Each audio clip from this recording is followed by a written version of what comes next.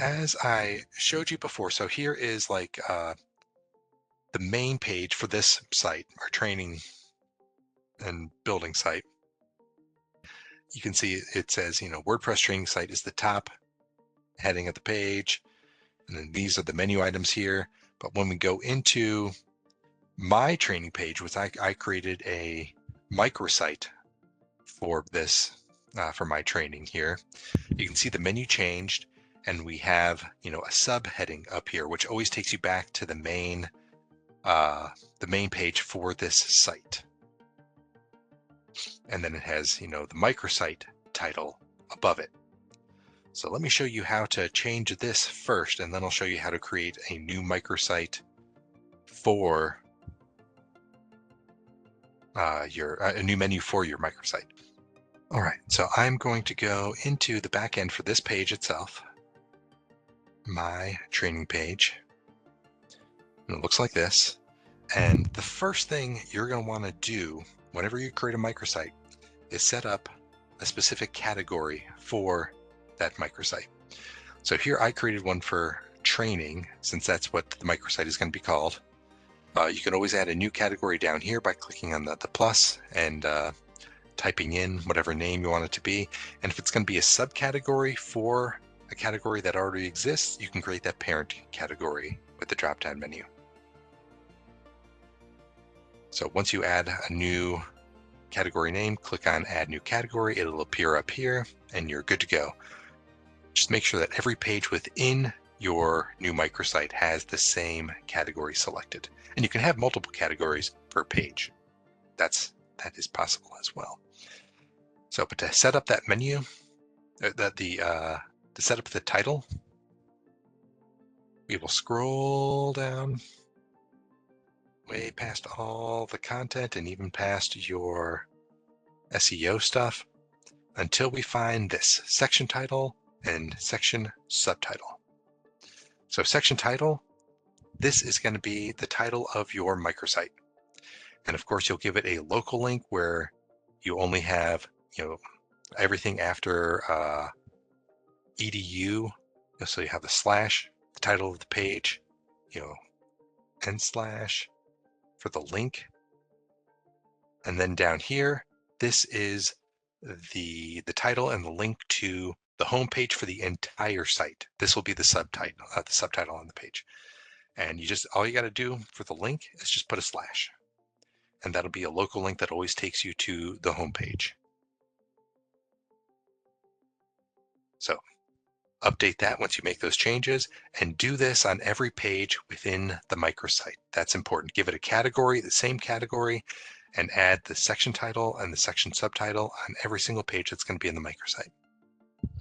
And update, save those. I'll do that. I don't remember if I changed anything, but nah, doesn't hurt. Then we go over here. We go back to the menu and we create a menu. In this case, I already have it created. You would create a new menu over here by clicking on this. I'm just going to open the menu I already have selected. Here's the menu that I want for that microsite. And I built it just like I showed you how to build a regular menu, giving things indentations to make them secondary pages. And I can make things, third link pages, tertiary pages as well, just by dragging and dropping everything. Make sure that the titles are all how you want them to be. You can edit those, of course, by going in here, changing the title as you see fit. If you need to shrink something or just alter it in any way, and save that menu.